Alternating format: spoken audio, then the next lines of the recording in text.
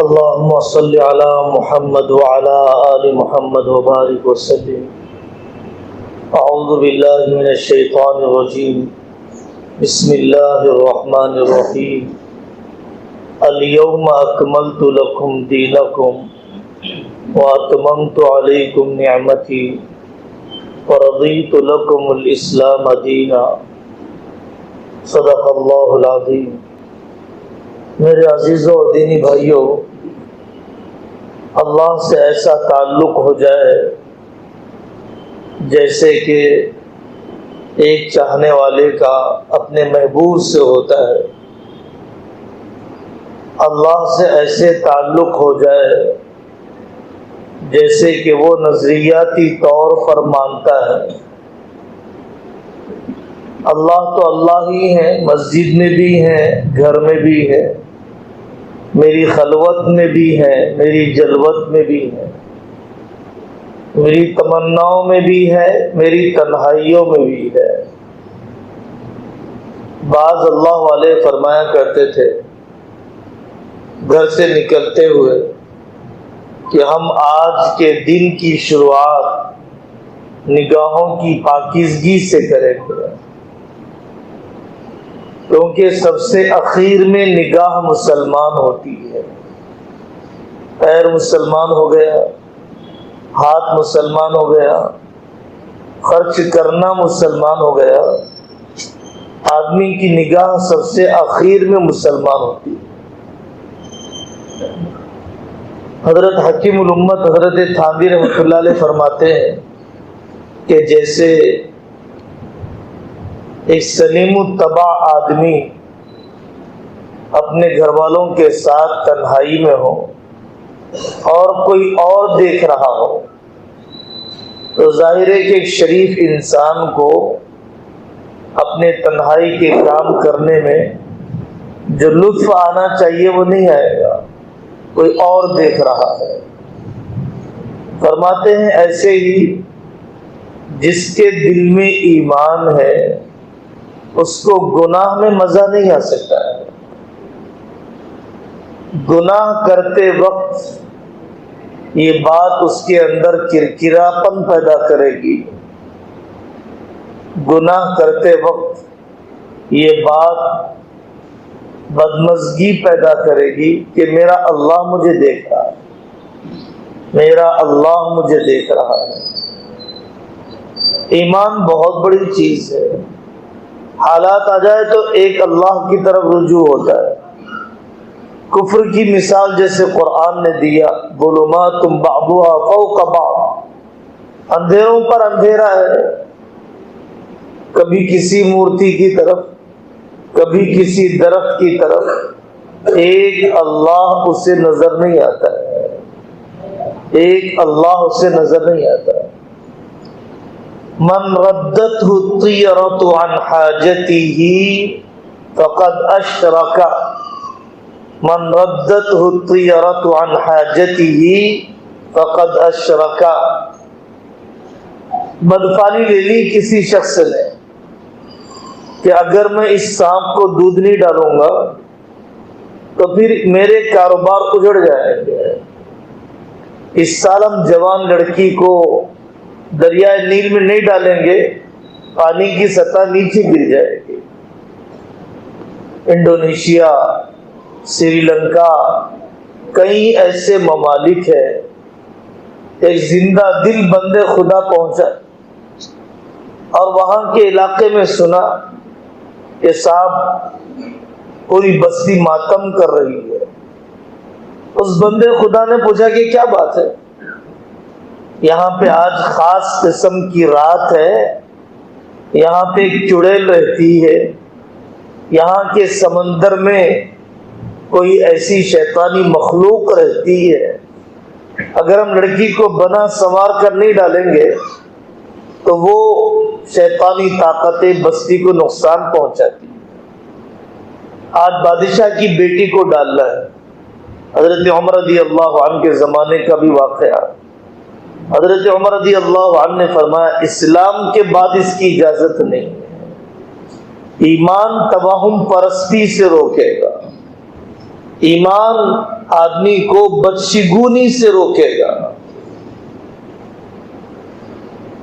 اللہ کے غیر سے ڈر رہا ہے، اگر میں پیلے کپڑے پہن لوں گا تو حادثے کا شکار ہو جاؤں گا، اگر میں چوکھٹ کو ایسے نہیں بناؤں گا تو برکتیں نہیں آئے گی۔ یہ سب اللہ کے غیر سے ڈرنا ہے، یہ سب توہم پرستی ہے۔ حضرت نبی پاک صلی اللہ علیہ وسلم نے فرمایا، جس کی بدفعلی اس کو اپنا کام کرنے سے روک دے، اس نے اللہ کے ساتھ شرک کیا۔ اللہ کے غیر کو سمجھ رہا ہے کہ وہ نقصان دینے والی ہے، اللہ کے غیر کو سمجھ رہا ہے کہ وہ نقصان دینے والی ہے۔ اللہ کی ذات پر یقین، اللہ کی صفات پر یقین۔ اولاد دینے والے اللہ ہیں، کاروبار کے چلانے والے اللہ ہیں، ہر بنی ہوئی چیز ہمیشہ بنانے والے کی محتاج ہوتی ہے، ہر بنی ہوئی چیز ہمیشہ بنانے والے کی محتاج ہوا کرتی ہے۔ اللہ سے مانگے گا، اگر مل گیا تو اللہ کی رحمت ہے، اگر نہیں ملا تو اللہ کی حکمت ہے۔ دعا میں دل کب لگتا ہے؟ جب آدمی کے پاس یقین کی طاقت ہے۔ نمک کو کیوں مانگو اللہ سے میں؟ جوتے کا تسمہ کیوں مانگو میں اللہ سے؟ بندگی اور عاجزی کا اعلی مقام ہے دعا۔ یقین کے بقدر دعا میں جی لگتا ہے آدمی، ورنہ شکایت تو کرتا ہے، دعا نہیں کرتا ہے۔ مخلوق سے شکایت کرتا ہے خالق کی، کریم کے سامنے ذکر کرتا ہے بخیل، بخیل کے سامنے ذکر کرتا ہے کریم کے نہ دینے کا۔ حالانکہ جو مانگا وہ مل گیا تو ان کی رحمت ہے، جو مانگا وہ نہیں ملا تو ان کی حکمت ہے۔ اور بندے کو اللہ کی رحمت بھی چاہیے، بندے کو اللہ کی حکمت بھی چاہیے۔ پورے دین پر چلنے کا مطالبہ ہے، اللہ کی پوری اطاعت کا مطالبہ ہے۔ الیوم اکملت لکم دینکم واتممت علیکم نعمتی ورضیت لکم الاسلام دینا۔ زکوٰۃ دینے میں تو میں علماء سے پوچھوں گا، کاروبار کرنے میں علماء سے نہیں پوچھوں گا، نماز کے ٹوٹنے اور رہنے میں تو علماء سے پوچھوں گا، لیکن شادی کرنے کے طریقے میں علماء سے نہیں پوچھوں گا، روزے کے ٹوٹنے اور رہنے کے بارے میں علماء سے پوچھوں گا، لیکن جائیداد کی تقسیم کے بارے میں علماء سے نہیں پوچھوں گا۔ یہ پورے دین پر نہیں ہے۔ اس لیے قرآن نے کہا وَمَن يَبْتَغِي غَيْرَ الْإِسْلَامِ دِينًا فَلَن يُقْبَلَ مِنْهُ، اللہ کے علاوہ، اسلام کے علاوہ جو کسی مذہب کو اپناتا ہے وہ اس سے قبول نہیں کیا جائے گا۔ اس لیے میرے عزیزو، ایک ہی طریقہ ہے، حضرت محمد رسول اللہ صلی اللہ علیہ وسلم کا طریقہ ہے، قیامت تک کے لیے انہی کا طریقہ ہے۔ ہم لوگ جیسے کھانے پینے کی سنتیں سیکھتے ہیں، قرض کے دینے اور لینے کی سنتیں نہیں سیکھتے، جیسے ہم سونے جاگنے کی سنتیں سیکھتے ہیں، ہم ساس بہو بننے کی سنتیں نہیں سیکھتے، جیسے ہم مسجد میں داخل ہونے نکلنے کی سنتوں کا اہتمام کرتے ہیں، گھر میں داخل ہونے نکلنے کی سنتوں کو نہیں سیکھتے ہیں۔ مسئلہ تو یہ ہے کہ گھر میں مجھے داخل ہونا ہے تو کیسے مسکراتے چہرے کے ساتھ داخل ہونا ہے، نکلنا ہے تو گھر والوں کی ضرورتیں پوری کر کے نکلنا ہے۔ سنت والے طریقے میں سب بتلایا گیا، تجارت میں سنت والا طریقہ، سچ بولنے میں سنت والا طریقہ، اولاد کی تربیت میں سنت والا طریقہ، اپنی اولاد میں انصاف کرو، جیسے کہ تم چاہتے ہو کہ تمہاری اولاد بڑھاپے میں تمہاری برابر خدمت کرے۔ تو سکھلایا گیا اولاد میں برابری کرنا، بہوؤں میں برابری کرنا، پوترے نواسوں میں برابری کرنا۔ ایک کو دیا ایک کو نہیں دیا، اس کی اجازت نہیں ہے۔ حضرت نعمان بن بشیر رضی اللہ عنہ کی امی جان عمرہ بنت ابی رواحہ رضی اللہ عنہ آئی حضرت رسول اللہ صلی اللہ علیہ وسلم کے پاس، یا رسول اللہ یہ زمین میرے شوہر نعمان نے، میرے شوہر بشیر نے نعمان بیٹے کو دے دیا، آپ گواہ بن گئے۔ میرے شوہر بشیر نے نعمان کو دے دیا، گواہ بن جائیے۔ حضرت نبی پاک صلی اللہ علیہ وسلم نے پوچھا تمہارے اور بچے بھی ہیں؟ نعمان ابن بشیر کے اور بھائی بھی ہیں؟ ہاں یا رسول اللہ، سب بھائیوں کو دیا، سب کو نہیں دیا، ایک بیٹے کو دیا باقی کو نہیں دیا۔ حضرت آقا صلی اللہ علیہ وسلم نے فرمایا جاؤ جاؤ، فإنی لا اشہد علی ظلم، میں ظلم پر گواہ نہیں بنتا، میں ظلم پر گواہ نہیں بنتا۔ ایک بیٹے کو دیا جائے دوسرے بیٹے کو نہ دیا جائے، میں ظلم پر گواہ نہیں بنتا۔ ہدیہ کرنے کی سنتیں ہیں، قرضے کے واپس کرنے کی سنتیں، داماد کے استقبال کرنے کی سنتیں، بہوؤں کو نبھانے کی سنتیں کہ داماد کا استقبال کیسے کیا جاتا ہے۔ حضرت نبی پاک صلی اللہ علیہ وسلم نے حضرت عثمان رضی اللہ عنہ سے کیسے برتاؤ کیا۔ حضرت عثمان رضی اللہ عنہ کے نکاح میں تھی حضرت رقیہ رضی اللہ عنہ، بہت خدمت کی حضرت عثمان نے، انتقال ہو گیا۔ حضرت عثمان رضی اللہ عنہ اداس رہتے تھے کہ حضرت رسول اللہ صلی اللہ علیہ وسلم کے گھر میں آنے جانے کا دروازہ بند ہو گیا۔ آقا نے ان کی اداسی دیکھی، اپنی دوسری بیٹی کا نکاح ام کلثوم کا نکاح حضرت عثمان سے کرا دیا اور یہ فرمایا میری 40 بیٹیاں بھی ہوتی تو ایک کے بعد دوسری بیٹی کا نکاح میں عثمان سے کر دیتا، ایک کے بعد دوسری بیٹی کا نکاح میں عثمان سے کر دیتا۔ حضرت علی رضی اللہ عنہ آپ کے داماد ہیں، حضرت فاطمہ رضی اللہ عنہ کے شوہر ہیں، بچپن سے پرورش کی ہے حضرت آقا صلی اللہ علیہ وسلم نے ہی حضرت علی رضی اللہ عنہ کی۔ حضرت علی رضی اللہ عنہ گھر پر ملاقات کے لیے آئے، ناراض ہو کر چلے گئے۔ آپ نے تلاش کروایا علی کہاں ہے؟ آدمی دوڑتے ہوئے گیا، یا رسول اللہ حضرت علی تو مسجد میں ہے، اور مسجد میں کوئی پتھر نہیں، ریتی بچھی، جسم کو ریتی لگ گئی حضرت علی کے۔ حضرت آقا صلی اللہ علیہ وسلم نے حضرت علی کے جسم سے ریتی کو جھاڑتے ہوئے کہا قم یا ابا تراب، اے مٹی کے باپ کھڑے ہو جا، اے مٹی کے باپ کھڑے ہو جا۔ ایک سسر منانے کے لیے جا رہا ہے اپنے داماد کو، کائنات کی سب سے بڑی ہستی دلجوئی کرنے کے لیے جا رہی ہے اپنے داماد کو۔ حضرت علی رضی اللہ عنہ سب سے زیادہ اپنے لیے ابو تراب کا نام پسند کرتے تھے۔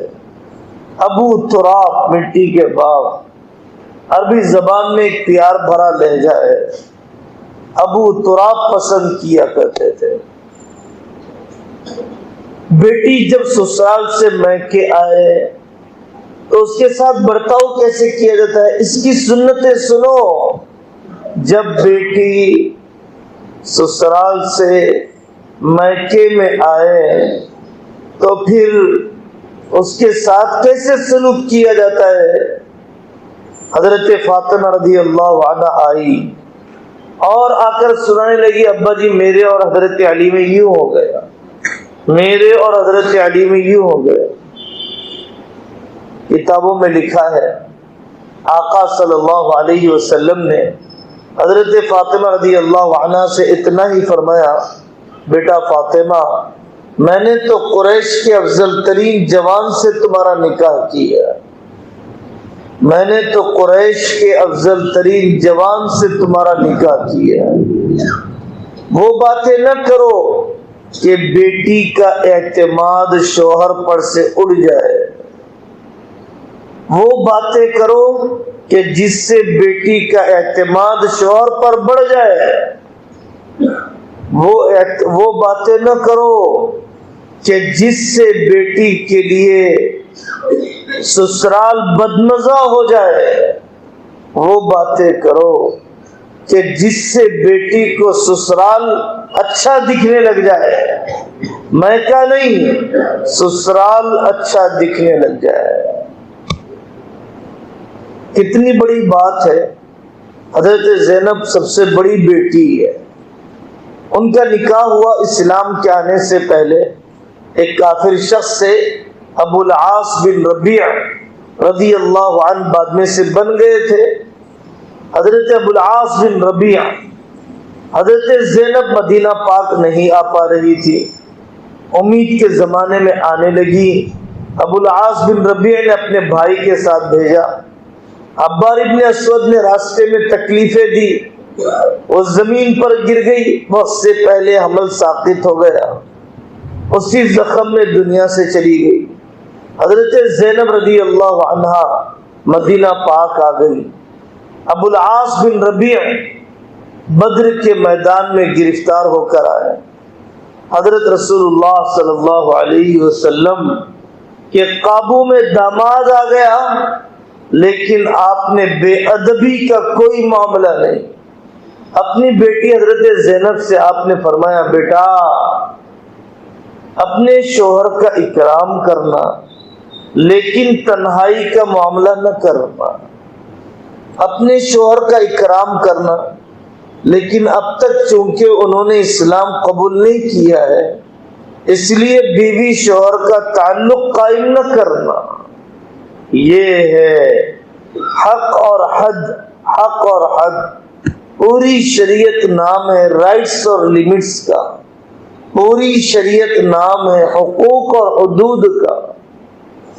برتاؤ کیسے کیا جاتا ہے اپنی چچی سے، اخلاق کیسے بڑھتے جاتے ہیں اپنی ساس سے، صبر و تحمل کیسے کیا جاتا ہے اپنی معاشرتی زندگی میں۔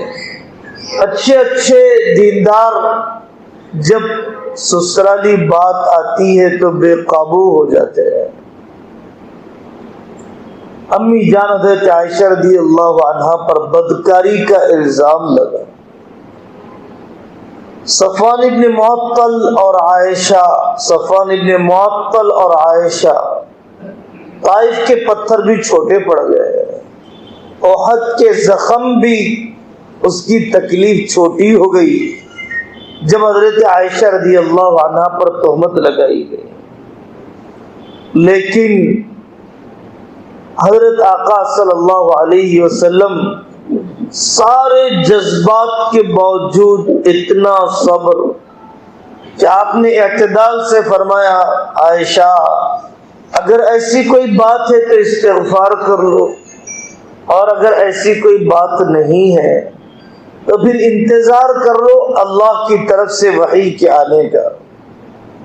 حضرت عائشہ رضی اللہ عنہا کہتی ہیں اپنے والد حضرت ابو بکر سے، ابا جان میرے فیور میں بھی تو بولیے نا۔ حضرت ابو بکر کے صبر پر قربان جاؤں، حضرت ابو بکر نے فرمایا، بیٹا مجھ سے کچھ نہیں کہا جاتا ہے۔ حضرت ام رومان رضی اللہ عنہا حضرت عائشہ رضی اللہ عنہا کی والدہ ہے، حضرت عائشہ نے اپنی امی سے کہا، امی جان میرے وکالت میں بھی تو کچھ بولی ہے۔ ام رومان نے کہا، بیٹا مجھ سے کچھ نہیں کہا جاتا ہے۔ حضرت عائشہ رضی اللہ عنہا کے آنسو نہیں تھمتے ہیں، قرآن کی آیت اتر گئی، رکوع اتر گیا، سبحانک ھذا بہتان عظیم. یہ تو زبردست الزام ہے حضرت عائشہ پر. حضرت ام رومان نے فرمایا بیٹا عائشہ اپنے شوہر کا شکریہ ادا کر، بیٹا عائشہ اپنے شوہر کا شکریہ ادا کر. اگر کوئی جاہل ماں ہوتی تو کہتی کہ کس منہ سے لے جاؤ گے میری بیٹی کو، میری بیٹی کو میں نہیں بھیجنے والی. لیکن حضرت ام رومان نے سبق دیا، بیٹا اپنے شوہر کا شکریہ ادا کر. ام رومان کا جب انتقال ہو گیا، حضرت آقا صلی اللہ علیہ وسلم جنازے میں ہاتھ اٹھائے تو آپ نے دعا کی، اے اللہ آپ جانتے ہیں ام رومان نے آپ کے راستے میں کیا قربانی دی ہے، اے اللہ ام رومان کی مغفرت فرما. یہ وہ دعا ہے جو آقا صلی اللہ علیہ وسلم نے اپنی ساس کے لیے کی ہے. یہ وہ دعا ہے جو آپ نے اپنی چچی اسد بنت عبد المطلب کے لیے کیا ہے، فاطمہ بنت اسد کے لیے کیا ہے کہ اے اللہ میری اس چچی نے تو ماں کی طرح میری خدمت کی تھی، آپ میری چچی کو شان شان بدلہ عطا فرمائیے. میرے عزیزو، شرعی پردے سے ہی دل پاک رہیں گے، رواجی پردے سے دل پاک نہیں رہیں گے. شرعی پردہ، شرعی پردہ، شرعی پردہ. حضرت عائشہ رضی اللہ عنہ کے پاس ایک لڑکا آیا کرتا تھا، غلام. جب وہ سمجھداری کی عمر کو پہنچ گیا تو امی جان اس سے پردہ کرنے لگ گئی. یہ سمجھداری کی عمر کو پہنچ گیا. ایک شخص آیا، حضرت عائشہ رضی اللہ عنہا نے اس شخص کی سالی کا دودھ پیا تھا. یہ رشتے کا رضاعی چچا لگتا تھا. حضرت عائشہ رضی اللہ عنہا نے پہلے مسئلہ پوچھ لی، اس سے میرے لیے پردہ ہے یا نہیں ہے؟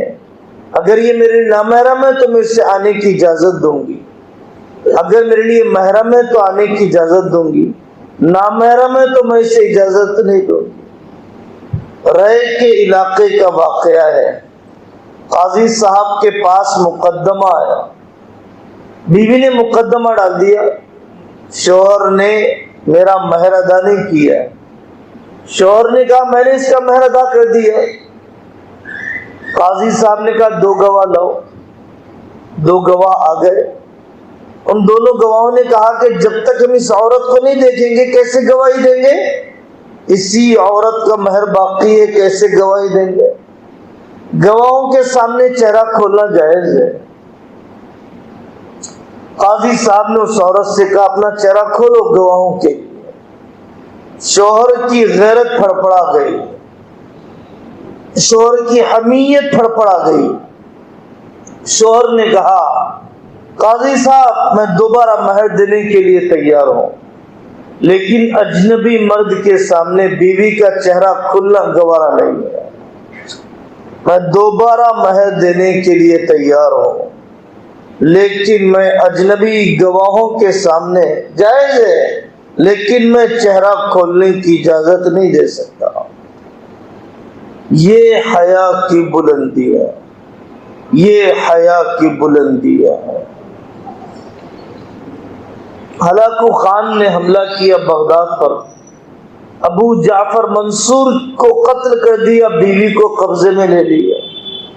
میں تم سے نکاح کرنا چاہتا ہوں. بہت اچھی بات ہے، میرا شوہر تو چلا گیا، لیکن میں تمہیں اپنے شوہر کا ایک سیکریٹ بتانا چاہتی ہوں. کیا ہے سیکریٹ؟ یہ تلوار رکھی ہوئی ہے، اگر میرا شوہر استعمال کرتا تو یہ تلوار کام کرتی تھی، اگر میرا شوہر استعمال نہ کرے تو یہ تلوار بھی کام نہیں کرتی ہے. آپ میری نوکرانی سے کہیے یہ تلوار میرے اوپر چلائے کچھ نہیں ہوگا. ہلاکو خان نے کہا اچھا.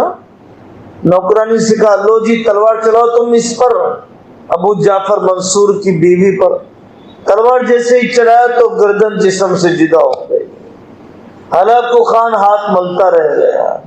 اس خاتون نے اپنی ہوشیاری سے اجنبی مرد کا ہاتھ اپنے جسم کو لگنے نہ دیا. جان گوانا گوارا ہے لیکن اجنبی مرد کا ہاتھ لگنا گوارا نہیں. حضرت عثمان رضی اللہ عنہ کی شہادت کا وقت قریب آیا. حضرت نائلہ نے کہا کہ آپ چھپ جائیے، میں کپڑے ڈال دوں گی، کچھ نہیں ملے گا تو اپنے بال آپ پہ ڈال دوں گی تاکہ بلوائی آپ کو سمجھ نہ سکے. حضرت عثمان رضی اللہ عنہ نے فرمایا کہ میرا شہید ہو جانا آسان ہے، نامحرم کی نظر میں تمہارے بال آ جانا گوارا نہیں ہے. حضرت عثمان رضی اللہ عنہ شہید ہو گئے. زندوں سے پردہ، مردوں سے پردہ، شادیوں میں پردہ، جنازوں میں پردہ. حضرت زینب رضی اللہ عنہ کا ولیمہ ہوا. گھر بہت چھوٹا، کھڑے ہو جائے تو چھت لگ جائے، لیٹ جائے تو پیر لگ جائے. اتنے چھوٹے گھر میں جب صحابہ کھانا کھا کے جاتے تھے، حضرت زینب رضی اللہ عنہ چادر اوڑھ کے دیوار کی طرف منہ کر کے بیٹھ گئی. اتنے چھوٹے گھر میں پردہ ہے، تنگیوں میں پردہ. حضرت عمران ابن حسین کے ساتھ ملاقات کے لیے آئے آقا حضرت فاطمہ رضی اللہ عنہا سے. آپ نے فرمایا میں اور عمران ابن حسین اندر آنا چاہتے ہیں. حضرت فاطمہ نے فرمایا کہ ابا جی اتنا کپڑا نہیں ہے کہ میں نامحرم کو اندر آنے کی اجازت دے دوں. تو حضرت آقا صلی اللہ علیہ وسلم نے اپنی چادر اندر پھینکی اور حضرت فاطمہ رضی اللہ عنہ نے چادر اوڑھ لیا. پھر اس کے بعد آپ نے فرمایا کہ میں اندر آ سکتا ہوں. اب عمران بن حسین کے ساتھ اندر آ رہے ہیں. کپڑوں کی تنگی میں پردہ، کپڑوں کی تنگی میں پردہ، میدان جنگ میں پردہ. ام خلاد رضی اللہ عنہ کا بیٹا شہید ہو گیا. اپنے بیٹے کے لاش کو دیکھنے کے لیے جانے لگی. نہ بالوں کو بکھیرا، نہ سینے پر مارا. لوگوں نے کہا تیرا بیٹا شہید ہو گیا ہے، تو نے بالوں کو بکھیرا نہیں، سینے پہ مارا نہیں. حضرت ام خلاد نے فرمایا میرا بیٹا تو مرا ہے، میری حیا نہیں مر گئی. میرا بیٹا تو مرا ہے، میری حیا نہیں مر گئی. کربلا میں حضرت زینب رضی اللہ عنہ، حضرت حسین رضی اللہ عنہ کی شہادت کا وقت جب قریب آیا تو بہن گھر خیمے سے باہر نکل گئی. میرا بھائی، میرا بھائی، کربلا کا مقتل ہے. حضرت حسین نے فرمایا بہن اندر چلی جاؤ، عورتوں پر جہاد نہیں، عورتوں پر پردہ ہے، بے پردہ نہ ہونا، اندر چلی جاؤ، میدان جنگ میں پردہ. حضرت عائشہ رضی اللہ عنہ کے کمرے میں جب حضرت محمد صلی اللہ علیہ وسلم کو دفن کیا گیا، امی جان آتی جاتی رہتی تھی. جب حضرت ابوبکر کو دفن کیا گیا، ایک شوہر ایک باپ آتی جاتی رہتی تھی. جب حضرت عمر رضی اللہ عنہ کو دفن کیا گیا تو حضرت عائشہ رضی اللہ عنہا جب اپنے حجرے میں آتی، شوہر اور باپ اور حضرت عمر کی قبر کے پاس جب آتی تو چادر میں ڈوبی بھی آتی کہ مجھے عمر سے شرم آ رہی ہے، مجھے عمر سے شرم آ رہی ہے. یہ حصہ تو عورت کا ستر ہے. میرے لیے جائز نہیں ہے کہ میں اپنی ماں کے اس حصے کو دیکھوں. میری بہن کی پیٹھ تو میرے لیے ستر ہے. میرے لیے جائز نہیں ہے کہ میں بہن کی پیٹھ کو دیکھوں. 24 گھنٹے دکھانے والی بھی حرام میں ہے اور دیکھنے والا بھی حرام میں ہے. یہ لباس مسلمانوں کے نہیں ہے، یہ لباس غیروں کے ہیں. اے عورت، جب تک زندہ تھی تو جو چاہے پہنا، جب مر جائے گی تو تیرا رب تجھے 5 کفن کے کپڑے پہنائے گا. جب تو مر جائے گی تو تیرا رب تجھے 5 کفن کے کپڑے پہنائے گا۔ مرد کے لیے تو صرف 3 کپڑے ہیں کفن میں، لیکن عورت کے لیے 5 کپڑے ہیں۔ تو میرے دوستو، شرعی پردہ، شرعی پردہ، ذالکم اطہر لقلوبکم وقلوبہن۔ 5th کلاس میں آتے ہوئے بیٹیاں قریب البلوغ ہو جاتی ہیں اور 6th 7th میں بالغ ہو جاتی ہیں۔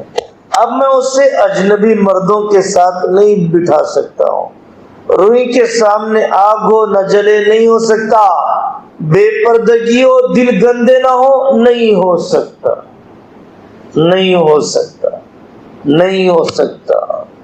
پردہ حضرت عائشہ سے معاف نہیں، میری بیٹی سے کیسے معاف ہو جائے گا؟ پردہ حضرت محمد صلی اللہ علیہ وسلم سے معاف نہیں، ماسٹر صاحب سے کیسے معاف ہو جائے گا؟ مولوی صاحب سے کیسے معاف ہو جائے گا؟ مبلغ صاحب سے کیسے معاف ہو جائے گا؟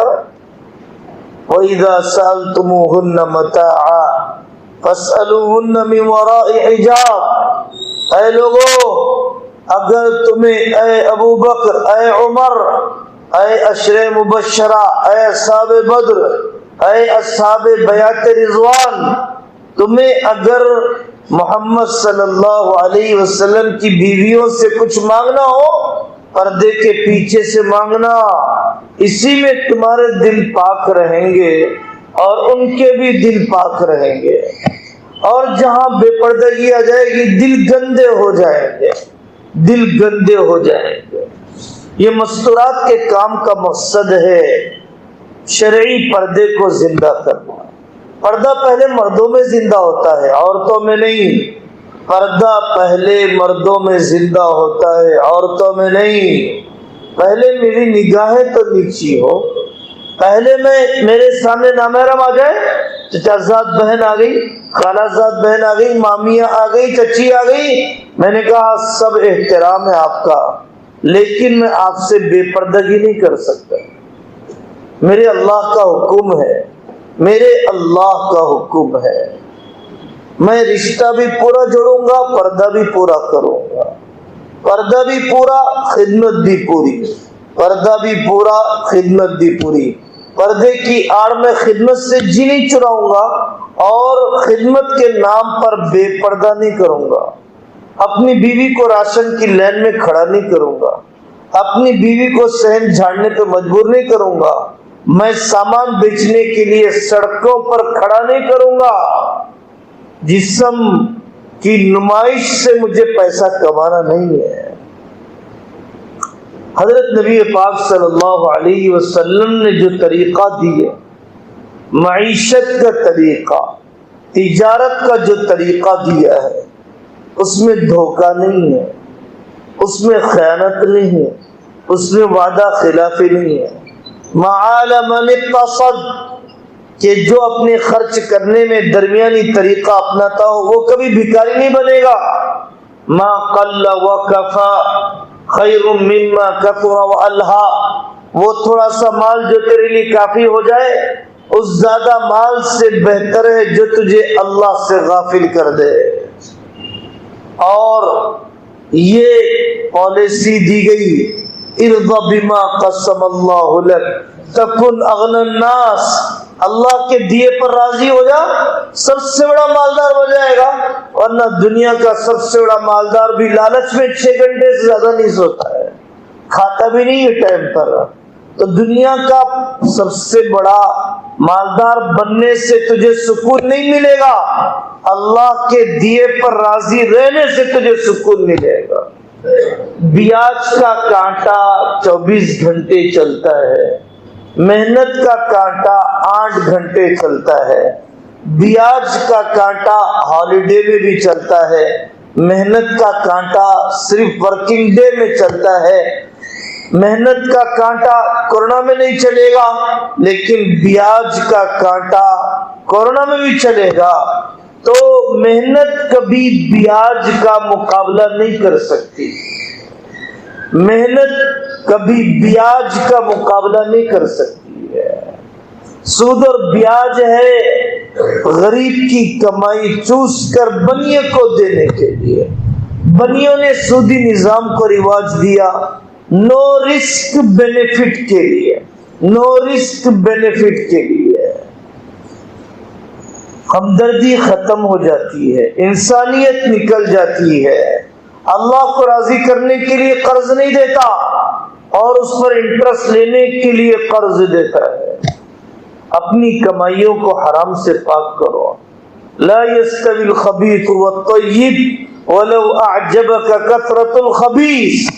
چاہے تجھے حرام دکھنے میں زیادہ نظر آئے، حرام دکھنے میں زیادہ نظر آئے، یہ رہنے والا نہیں ہے.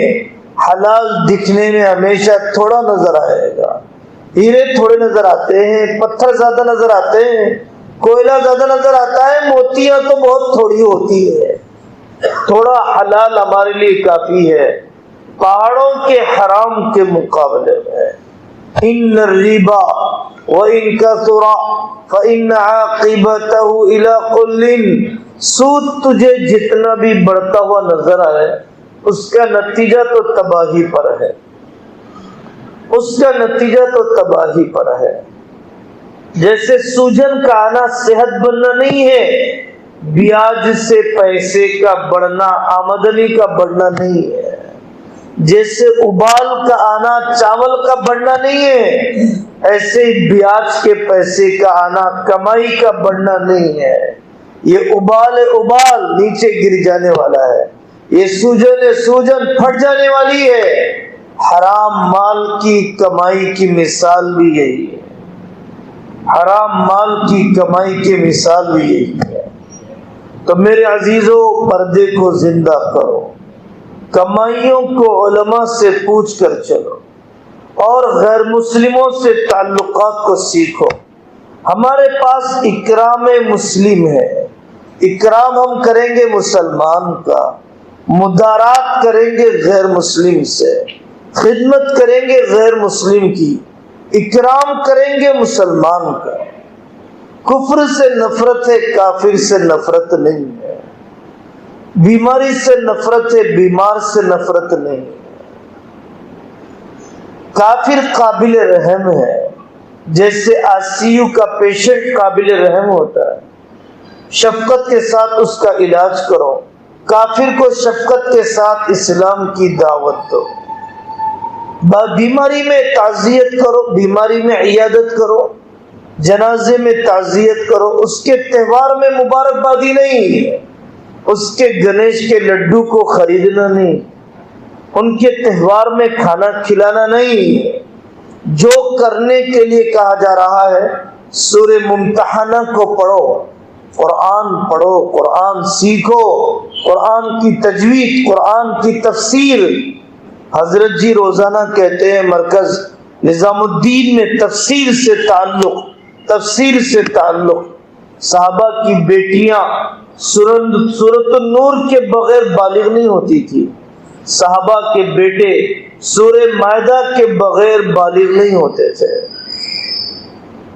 غیر مسلموں سے تعلقات کے حدود سورہ ممتحنہ میں. غیر مسلموں سے تعلق دین کی دعوت دینے کے لیے، غیر مسلموں سے تعلق اذان کیا ہے سناؤ، پردہ کیا ہے سناؤ، نکاح و طلاق کیا ہے سناؤ. دعوت دینے کے لیے غیر مسلم کے تعلق.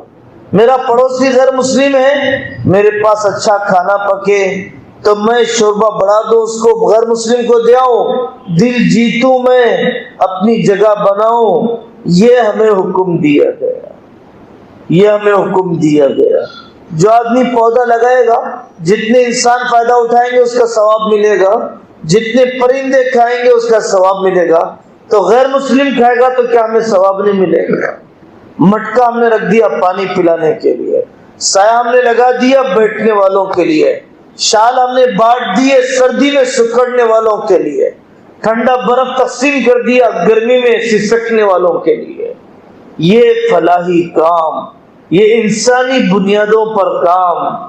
انبیاء علیہ السلام نے پہلے خدمت کی ہے پھر دعوت دی ہے. انبیاء علیہ السلام کو اللہ نے پہلے شفقت دی انسانوں پر، پھر اس کے بعد دعوت دی. حضرت خدیجہ نے فرمایا اللہ آپ کو ضائع نہیں کرے گا، اللہ آپ کو ضائع نہیں کرے گا، آپ رشتہ جوڑتے ہیں، اللہ ضائع نہیں کرے گا، آپ ناکارہ لوگوں کو پیسہ کما کے دیتے ہیں، اللہ آپ کو ضائع نہیں کرے گا، آپ تو قبیلوں میں جوڑ پیدا کرتے ہیں۔ یہ وہ خدمت کی صفات تھی جو اللہ تعالیٰ نے حضرت محمد صلی اللہ علیہ وسلم کو نبی بنائے جانے سے پہلے عطا فرمایا تھا۔ ہمارے پاس بھید بھاؤ نہیں ہے، یہ غلط طریقہ ہے۔ ہم مسلمان ہیں، انہوں نور بادشاہ مسلمان ہیں، ہم مسلمان ہیں، انہوں تلگو والے مسلمان ہیں، یہ کوئی فرق نہیں ہے۔ اِنَّا خَلَقْنَاكُم مِّن ذَكَرٍ وَأُنثَىٰ وَجَعَلْنَاكُمْ شُعُوبًا وَقَبَائِلَ لِتَعَارَفُوا إِنَّ أَكْرَمَكُمْ عِندَ اللَّهِ أَتْقَاكُمْ۔ اسلام میں رنگت نہیں دیکھی جاتی، اسلام میں جغرافیہ نہیں دیکھا جاتا، اسلام میں پیشہ نہیں دیکھا جاتا۔ یہ تو پنجرے ہیں، یہ تو نور باپ ہیں، یہ تو انصاری ہیں، یہ تو پارچہ باپ ہیں، یہ تو چھوٹی ذات ہے۔ پڑھو کتاب حضرت مولانا حبیب الرحمان صاحب اعظمی محدث کبیر رحمۃ اللہ علیہ کی کتاب، اس کتاب کا نام ہے پارچہ باپ علماء۔ 100 سے زائد صفحات پر کتاب ہے کہ جس میں انہوں نے ان علماء کی لسٹ کو لکھا کہ جو بڑی تعداد میں بزاز تھے۔ امام ابو حنیفہ رحمۃ اللہ علیہ کپڑا بیچتے تھے، بزاز کپڑا بیچنے والا۔ حضرت ابو بکر صدیق رضی اللہ عنہ بزاز تھے، کپڑا بیچنے والے تھے۔ کیا ابو بکر کو چھوٹا سمجھو گے؟ کیا حضرت امام ابو حنیفہ رحمۃ اللہ علیہ کو چھوٹا سمجھو گے؟ اس تبلیغ نے تو کالے گورے کو جوڑ دیا، اس تبلیغ نے ایک زمانے میں حنفی شافعی کو جوڑ دیا، ایک افریقی عربی کو جوڑ دیا۔ ہم نے کیوں دوسری ذات کے کہلائے جانے والے مسلمانوں کو قریب کیوں نہیں کیا؟ اپنے عقیقوں میں بلاؤ، اپنے شادیوں میں شریک کرو، اپنے دسترخوان پر بٹھاؤ، اپنی جماعتوں میں لے جاؤ۔ ہاں، حضرت اقسم رضی اللہ عنہ سے حضرت نبی پاک صلی اللہ علیہ وسلم نے فرمایا اغزو مع غیر قومک تتحسن خلقک یا اقسم، او کما قال علیہ السلام، دوسری قوموں کے ساتھ نکلو تمہارے اخلاق درست ہو جائیں گے اقسم۔ اس لیے میرے عزیزو، یہ بھید بھاؤ ختم ہونا چاہیے، اور ایسی بستیوں میں رہو جہاں پر مسلمان اکثریتی بستیاں، جہاں مسجدیں قریب ہو، جہاں مدرسہ قریب ہو، جہاں مکتب قائم ہو، جہاں عورتوں کے مستورات کے اجتماعات ہو، جہاں پر مسلمانوں کی اکثریت رہتی ہو، ایسی بستی میں رہنا جائز نہیں ہے، ایسی بستی میں رہنا جائز نہیں ہے، ایسے ملک کی سٹیزن شپ لینا جائز نہیں ہے کہ جس ملک میں ایمان نظر نہیں آتا، جہاں پر میرا ایمان محفوظ نہیں رہے گا، جہاں برقع، پردہ، اذان، نماز، مدرسے، دعوت، صحبت نہیں ملے گی، ایسی بستی میں رہنا میرے لیے جائز نہیں ہے۔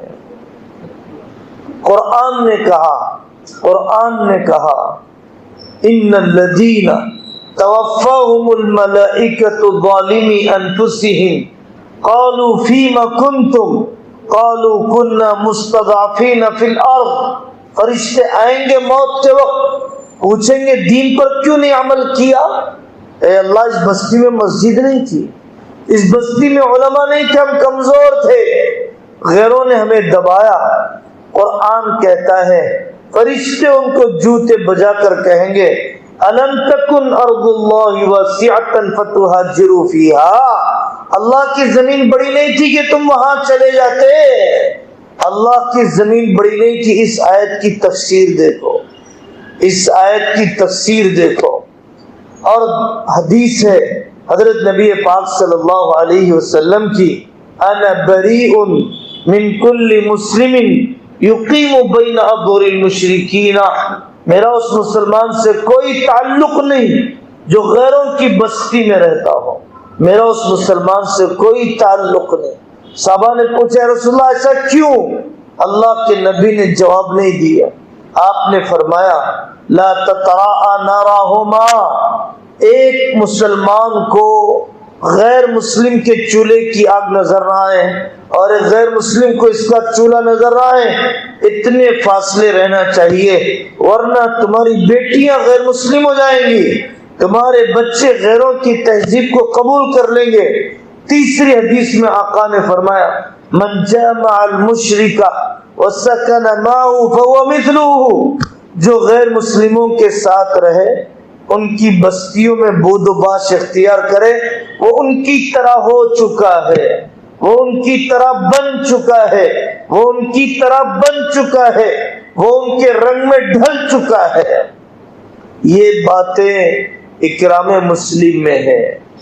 جنازے نہلانا سیکھو، منتخبہ حدیث میں روایت اٹھاؤ، اس میں لکھا ہوا ہے جو آدمی کسی کا جنازہ نہلائے اور اس کی کمی بیشی کو چھپائے، اللہ جنازہ نہلانے والے کے 40 کبیرہ گناہوں کو معاف کر دیتے ہیں، 40 کبیرہ گناہوں کو معاف کر دیتے ہیں۔ ان علماء سے کہو ہمیں جنازہ نہلانا سکھلائے، ان علماء سے کہو کہ وہ تمہاری عورتوں کے لیے جنازہ نہلانے کا ورکشاپ رکھے، تربیتی اجتماع رکھے، بے رحم غسالوں کے ہاتھوں نہیں، کمرشیل جنازہ نہلانے والوں کے ہاتھوں نہیں۔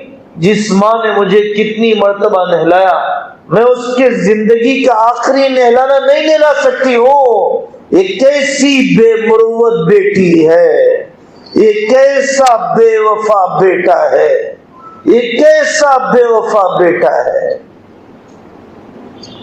یہ اکرام میں ہے جنازوں کا نہلانا، یہ اکرام میں ہے قرض کو معاف کر دینا، یہ اکرام میں ہے قرض لینے والے کو مہلت دینا، یہ اکرام میں ہے اپنے سسرال کو عزت دینا، یہ اکرام میں ہے اپنے رشتوں کو وقت دینا، مصدر جماعت کو وقت دینا، ملاقاتوں میں وقت دینا، تعلیم میں وقت دینا، مکتب میں وقت دینا، ایسے ہی رشتوں کو نبھانے کے لیے وقت دینا۔ رشتوں کا نبھانا بھی دین ہے، رشتوں کا نبھانا بھی دین ہے۔ اور ایک حدیث ہے جو منتخبہ حدیث میں حضرت نے نقل فرمایا من لم یہتم بامور المسلمین فلیس منا، منتخب میں روایت ہے من لم یہتم بامور المسلمین فلیس منا، کہ جس کو مسلمانوں کے اجتماعی مسائل سے دلچسپی نہ ہو وہ مسلمان نہیں ہے۔ میرا بھائی کسی ملک میں کٹنے لگے مجھے کوئی درد نہیں ہے، ان کے آدھار کارڈ نہ بنے مجھے غم نہیں ہے، ان کے ووٹر آئی ڈی کارڈ نہ بنے غم نہیں ہے، ان کی نوکریاں چھن جائے مجھے غم نہیں ہے، ان کی شہریت چھن جائے مجھے درد نہیں ہے۔ یہ کامل مسلمان کہلائے جانے کے قابل نہیں ہے، یہ کامل مسلمان کہلائے جانے کے قابل نہیں ہے۔ کامل مسلمان کو اجتماعی مسائل سے تعلق ہوتا ہے، کامل مسلمان دنیا کے دوسرے مسلمانوں کے حالات سے لا تعلق ہو کر نہیں رہ سکتا، لا تعلق ہو کر نہیں رہ سکتا۔ اقرا بن حابس آئے، حضرت نبی پاک صلی اللہ علیہ وسلم کو دیکھا، حضرت حسن و حسین کو بوسہ لیتے ہوئے، اور نے کہا میرے 10 بچے میں کسی کو پیار نہیں کرتا۔ لوگ پیار کرنے کو تقوی کے خلاف سمجھتے ہیں، پوترے نواسے کے سنبھالنے کو دینداری کے خلاف سمجھتے ہیں۔ حضرت آقا صلی اللہ علیہ وسلم نے فرمایا میں کیا کروں اگر تیرے دل سے اللہ نے شفقت نکال دی ہے، اگر کسی کے دل سے اللہ نے شفقت نکال دی تو میں کیا کروں۔ نواسی کے انتقال کی قریب الموت ہونے کی خبر دی، حضرت زینب رضی اللہ عنہ نے خبر دی، حضرت آقا صلی اللہ علیہ وسلم کی آنکھوں سے آنسو نکل گئے۔ آپ نے کہلوایا بیٹا صبر کر، اللہ نے جو لیا وہ بھی اللہ کا ہے، اللہ نے جو دیا وہ بھی اللہ کا ہے۔ رشتوں کو جاننا، رشتوں کو نبھانا، رشتے کے درجے سے واقف ہونا۔ تعلموا من انسابکم کئی تصلون به ارحامکم، اپنے نسب کو سیکھو، میرا ددیاری رشتہ دار کون ہے، میرا ننیائی رشتہ دار کون ہے، میرا پردادا کا رشتہ دار کون ہے، میرا پرنانا کا رشتہ دار کون ہے۔ رشتوں کو یاد رکھو۔ میرے آقا صلی اللہ علیہ وسلم اپنے پردادا، سکڑ دادا اور اوپر کے داداؤں کے رشتوں کو بھی یاد رکھتے اور ان رشتوں کو نبھایا، ان رشتوں کو نبھایا۔ حضرت حمزہ رضی اللہ عنہ کی بیٹی فتح مکہ کے موقع پر آ گئی، فتح مکہ کے موقع پر آ گئی۔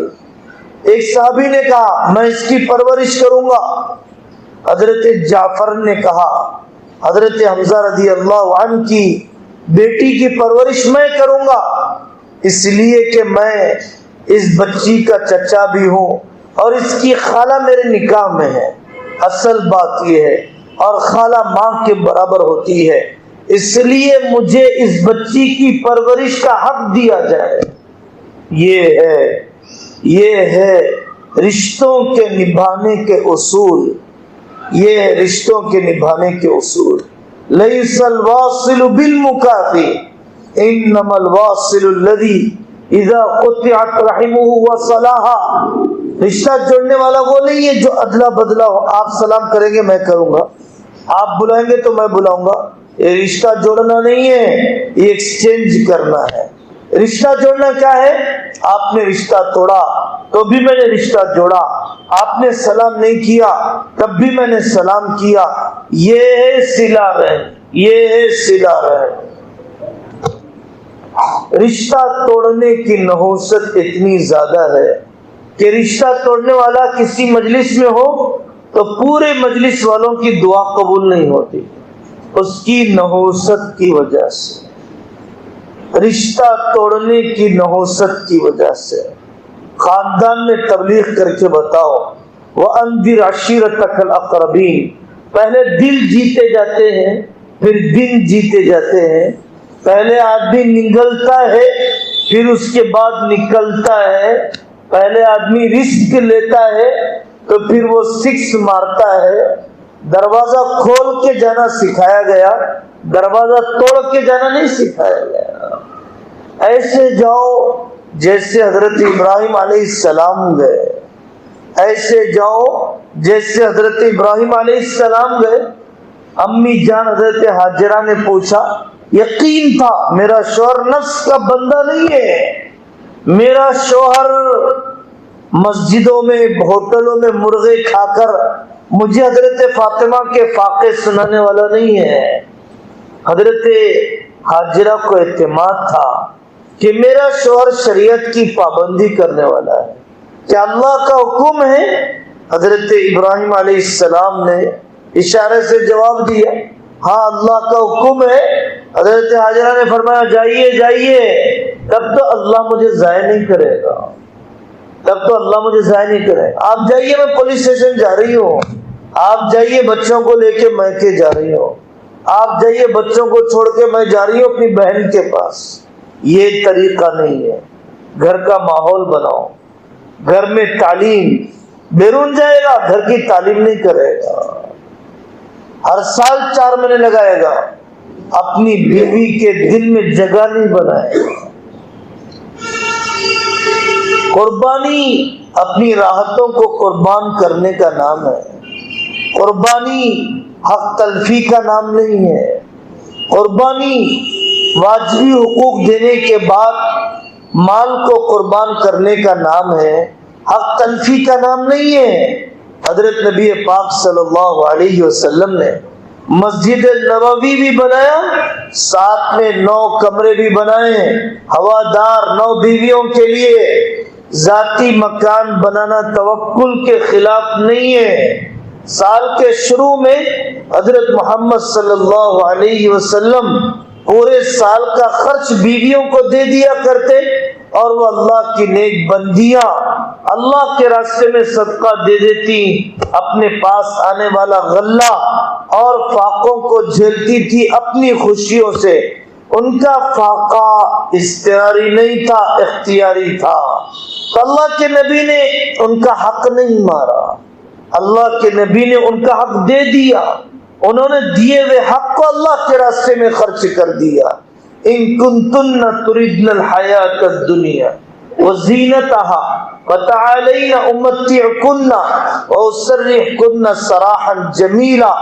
یہ اس موقع پر آیت اتری ہے کہ جب واجبی نفقے سے اوپر دوسرے مدینہ والوں کے اسٹیٹس کے بڑھنے کے ساتھ بیویوں نے اپنے اسٹیٹس کے بڑھانے کا مطالبہ کیا تو قرآن کی آیت اتر گئی، اے نبی کی بیویوں، اگر تم دنیا کی رنگ رنگیلی چاہتی ہو تو اللہ کے نبی کی بیوی بن کر نہیں رہ سکتی ہو، اور اگر تم سادگی پر واجبی حقوق پر رہ جاتی ہو تو پھر تم دنیا میں بھی اللہ کے نبی کی بیوی بن کے رہو گی، آخرت میں بھی اللہ کے نبی کی بیوی بن کے رہو گی۔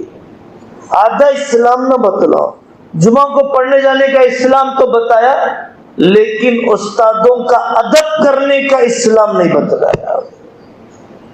جمعہ کو جانے کا اسلام بتایا، وقت پر آنے کا اسلام نہیں بتایا، یہ جھوٹا ہے۔ جمعہ پڑھنا نہیں چاہتا ہے، اسلام کو بدنام کرنا چاہتا ہے۔ جیسے چلے میں جانے کا اسلام بتایا، 4 مہینے میں جانے کا اسلام بتایا، 5 وقت کی نماز پڑھنے کا اسلام بتایا، تہجد اور اشراق پڑھنے کا اسلام بتایا، ویسے نوکری ذمہ داری کے ساتھ انجام دینے کا اسلام بھی بتاؤ، اپنے مالک کے دل میں جگہ بنانے کا اسلام بھی بتاؤ۔ لندن میں ایک جگہ پر لوگوں نے کہا، صاحب ہم نماز پڑھنے کے لیے جا رہے ہیں، آپ کا احسان ہے آپ نے وقت دے دیا، آدھا گھنٹہ ایکسٹرا ہم نمازوں میں لگا رہے ہیں، ہم آدھا گھنٹہ ایکسٹرا کام کرنے کے لیے تیار ہیں، اس لیے کہ ہم نے نوکری کے وقت کا آدھا گھنٹہ نماز میں لگا دیا۔ کمپنی کے مالک نے دیکھا کہ یہ لوگ آدھا گھنٹہ زائد کام کرتے ہیں اور 8 گھنٹے کام کرنے والوں سے بھی زیادہ کام ان کا ہوا کرتا ہے، نماز کی وجہ سے اللہ نے ان کے وقت میں برکت دی ہے، نماز کی وجہ سے کم وقت میں زیادہ کام، دین کی وجہ سے ذمہ داری کا احساس کہ میرا لقمہ حرام نہ ہو جائے، میں مالک کو راضی کر کے نماز پڑھوں گا، مالک کو راضی کر کے نماز پڑھوں گا تو میری نماز پر دوہرا ثواب ملے گا، اللہ کو بھی راضی کرنے کا، مالک کو بھی راضی کرنے کا، اللہ کو بھی راضی کرنے کا، مالک کو بھی راضی کرنے کا۔ یہ ہے ملازمت میں تبلیغ، ملازمت میں تبلیغ، اس کی نوکری بھی تبلیغ ہے، لوگ اس کی نوکری کو دیکھ کر تبلیغ سے جڑیں گے، لوگ اس کے کاروبار کو دیکھ کر تبلیغ سے جڑیں گے۔ اس لیے میرے عزیزو، درمیانی رفتار سے چلو، منزل تک پہنچ جاؤ گے، زیادہ تیز رفتار چلو گے تو تھوڑی دور چلنے کے بعد بڑھ جاؤ گے۔ القصد القصد تبلغو، درمیانی رفتار سے چلو، منزل کو پہنچ جاؤ گے۔ کامیاب داعی وہ ہوتا ہے جو ساتھیوں کی استعداد کے مطابق بوجھ ڈالتا ہے۔ چرواہے سے آپ نے کہا کہ مجھے 10 کلو گوشت والا بکرا چاہیے، چرواہا اشارہ کر کے ریوڑ میں کہتا ہے جی وہ بکری لے آؤ، اس میں 10 کلو گوشت ہے، اس میں چرواہے نے تولا نہیں، یہ اس چرواہے کی فراست ہے۔ داعی کی فراست یہ ہے امت کے طبقات کی استعداد کو سمجھے، اس پر وہی کام لے جو کام وہ کر سکتا ہے۔ ابو ہریرہ سے پڑھنے لکھنے کا کام، حضرت خالد بن ولید سے اللہ کے راستے کا کام، حضرت معاذ بن جبل سے قاضی کا کام، حضرت ابی بن کعب سے قراءت کا کام، زید بن ثابت سے میراث کے مسائل کا کام، معاذ بن جبل سے حلال و حرام کا علم، ابو عبیدہ بن الجراح سے جنرلی کا کام۔ حضرت آقا صلی اللہ علیہ وسلم نے اپنے سارے ساتھیوں کو ایک لکڑی سے نہیں ہانکا ہے، ان کو استعداد کے مطابق چلایا ہے۔ صرف تشکیل کے لیے لوگوں کے گھروں پر نہ جاؤ، تشکیلوں کے لیے صرف نہ جاؤ، کبھی خیر خیریت کے لیے بھی جاؤ۔ میں نے سنا ہے تمہاری والدہ بیمار ہے، میں کیا کر سکتا ہوں؟ فلاں دواخانے میں میرے تعلقات ہیں۔ بیٹا میں نے سنا ہے تمہارے والد دواخانے میں ہیں، میں کھانا تمہارے گھر پہ پہنچا دوں گا۔ مجھے پتا چلا کل تمہارے گھر میں جنازہ اٹھا، میرے بیٹے مجھے 3 دن تک کھانا پہنچانے کی تحفہ اور کھانا پہنچانے کا موقع مجھے دے دے، میں اس گھر میں کھانا پہنچاؤں گا۔ جس گھر میں جنازہ اٹھا ہو وہاں کھانا پہنچانا سنت ہے، وہاں کا کھانا کھانا انسانیت سے گری ہوئی حرکت ہے۔ جس کے گھر میں جنازہ اٹھا ہو وہاں کھانا پہنچانا سنت ہے، وہاں جا کر کھانا کھانا انسانیت سے گری ہوئی حرکت ہے۔ مسجد اور جماعت آپ تعزیت کے لیے جائیے، یہ یتیم بچہ ہے، سنا میں اسے اسکول میں داخل کراؤں گا، میں مدرسے کی کفالت کروں گا، لاؤ یہ بچہ مجھے دے دو۔ تبلیغ صرف چلے کو نکالنے کی نہیں ہوتی ہے، تبلیغ صرف 4 مہینے کو نکالنے کی نہیں ہوتی ہے، سکھ دکھ میں شریک ہونے کی ہوتی ہے، غم اور مصیبت میں حصہ لینے کی ہوتی ہے۔ اور جس کا تفقد مضبوط ہوگا اس کی تشکیل مضبوط ہوگی۔ تفقد کیے بغیر تشکیل کرنا ایسا ہے جیسے ذبح کرے بغیر چمڑی نکالنا۔ ذبح کرے بغیر چمڑی نکالنے سے جو تکلیف ہوتی ہے وہی تکلیف ہوتی ہے تفقد کیے بغیر تشکیل کرنے سے۔ دن پورا کرنا اصل نہیں ہے، عمل پورا کرنا اصل ہے۔ تبلیغ تبدیل کے لیے ہے، دنوں کے گزرنے سے کوئی پرانا نہیں ہوتا، صفات کی پختگی سے پرانا ہوتا ہے۔ آدمی کو نمازی کہا جائے گا فجر میں نظر آنے سے، آدمی کو نمازی کہا جائے گا فجر کی نماز میں آنے سے۔ فجر کی نماز میرا اور آپ کا پیمانہ ہے نمازی قرار دیے جانے کا۔ جو سوتے وقت بستر پر فون لے کے سو رہا ہے اس نے فجر کی نماز کی نیت نہیں کی ہے۔ سردیوں میں بھی جو تہجد نہیں پڑھتا ہے وہ اللہ سے بے وفائی کرنے والا ہے۔ سردی کی اتنی لمبی رات میں تہجد نصیب نہیں ہے، بے وفائی کر رہا ہے۔ سردی کی چھوٹے دن عورتوں کے قضا روزے رکھنے کے لیے، سردی کے چھوٹے دن نفل روزے رکھنے کے لیے، اور سردی کی بڑی راتیں تہجد پڑھنے کے لیے اور تلاوت کرنے کے لیے، کمزوروں کی امداد کے لیے۔ اسی لیے میرے عزیزو قدر کرو۔ جس کی زندگی میں کل ہے اس کو توبہ کی توفیق نہیں ملتی ہے، جس کی زندگی میں آج اور اب ہے اللہ اس کو توبہ کی توفیق دے دیتے ہیں۔ ساری ہوشیاری یہ ہے کہ میں اللہ کے کام کے لیے استعمال ہو جاؤں، ڈیڑھ ہوشیاری یہ ہے کہ میں نفس کے حوالے ہو جاؤں، ڈیڑھ ہوشیاری یہ ہے کہ میں کاروبار میں اور پھنس جاؤں، میں دین کے کام سے بچا نہیں، دنیا میں اور پھنس گیا، کاروبار میں اور پھنس گیا۔ کورونا میں 47 لاکھ جنازے اڑ گئے، بتاؤ مرنے والوں کے کتنے لوگوں نے روزوں کا فدیہ ادا کر دیا؟ مجھے بتاؤ کھڑے ہو کر، مرنے والوں کے روزوں کا فدیہ کتنوں نے ادا کر دیا؟ میری امی کے 30 سال کے روزوں کا فدیہ باقی تھا، میں نے ادا کر دیا۔ کھڑے ہو کے بتاؤ، میرے والد کا فرض حج باقی تھا، میں نے اپنے والد کا کورونا میں مرنے کے بعد میرے والد کا فرض ادا کر دیا۔ کوئی نہیں۔ مولانا صاحب شادی کا موقع ہے، 1200 مہمان تو یوں ہی آ جائیں گے، جنازہ نہلانے تو کورونا میں کوئی نہیں آ رہا تھا، نماز پڑھنے کے لیے تو کوئی نہیں آ رہا تھا، کہاں چلے گئے تمہارے 1200 رشتے دار؟ دنیا میں قیامت سے پہلے قیامت بتایا اللہ نے، موت سے پہلے موت بتایا اللہ نے، ہمارے دل کتنے سخت ہو گئے، کتنا جلدی ہم بھول گئے لاوارث جنازوں کو، کتنا جلدی ہم بھول گئے ان لاشوں کو جو دواخانوں کے باہر پڑے ہوئے تھے، کتنا جلدی ہم بھول گئے ان ڈیڈ باڈیوں کو کہ ماں کے جنازے کے بجائے کسی ہندو مرد کا جنازہ آ گیا، باپ کے جنازے کے بجائے کسی اور عورت کا جنازہ آ گیا۔ یہ لاوارثی ہماری آنکھوں نے دیکھا، دائیں بائیں موت للکارتی رہی، بلاتی رہی، لیکن زندگی کا ایک گناہ کم نہیں ہوا، ایک نیکی میں اضافہ نہیں ہوا۔ یقین کر لیجئے کہ دل پتھر بن چکا، اتنے سخت حالات نے بھی اللہ سے قریب نہ کیے۔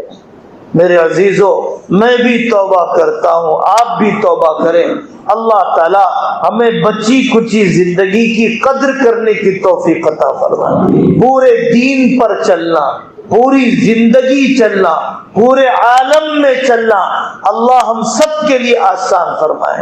اطمینان سے بیٹھے رہیں، کوئی اٹھنے کا ماحول نہ بنائے۔ جن ساتھیوں کے 4 مہینے 3 مرتبہ لگ گئے، بیرون ملک کا سفر ہو گیا، اللہ کی ذات پر بھروسہ کرتے ہوئے 5 مہینے بیرون ملک کے لیے بتلاؤ، اللہ ہم سب کے لیے آسان فرمائے۔